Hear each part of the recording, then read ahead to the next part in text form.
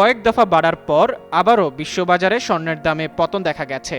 মঙ্গলবার স্পট গোল্ডের দাম আউন্স প্রতি 2% বেশি কমে $4,795 নেমে এসেছে, যা গত সপ্তাহের তুলনায় রেকর্ড পতন।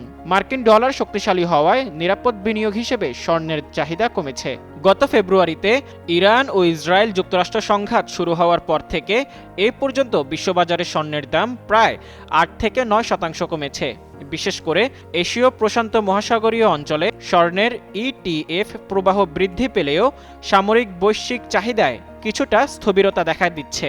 বাজার বিশ্লেষণে দেখা গেছে, মঙ্গলবার দিনের শুরুতে আন্তর্জাতিক সময় অনুযায়ী স্পট গোল্ডের দাম আউন্স প্রতি $4,795.51 লেনদেন হয়েছে।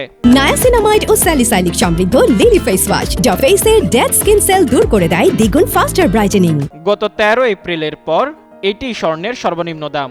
অন্যদিকে যুক্তরাষ্ট্রের গোল্ড ফিউচারের দামও কমেছে এবং তা আউন্স প্রতি $4,814 অবস্থান করছে। ডলারের মান বৃদ্ধি পাওয়ায় অন্যান্য মুদ্রার ক্রেতাদের কাছে স্বর্ণ কেনা এখন ব্যয়বহুল হয়ে পড়েছে, যার ফলে আন্তর্জাতিক বাজারে বিক্রয় চাপ বেড়েছে। আন্তর্জাতিক বাজারের এই নিম্নমুখী প্রবণতার আঁচ পড়েছে বাংলাদেশের বাজারেও। বাংলাদেশ জুয়েলার্স অ্যাসোসিয়েশন বাজুস আন্তর্জাতিক দরের সঙ্গে সমন্বয় করে দেশের বাজারে স্বর্ণের নতুন দাম নির্ধারণ করে।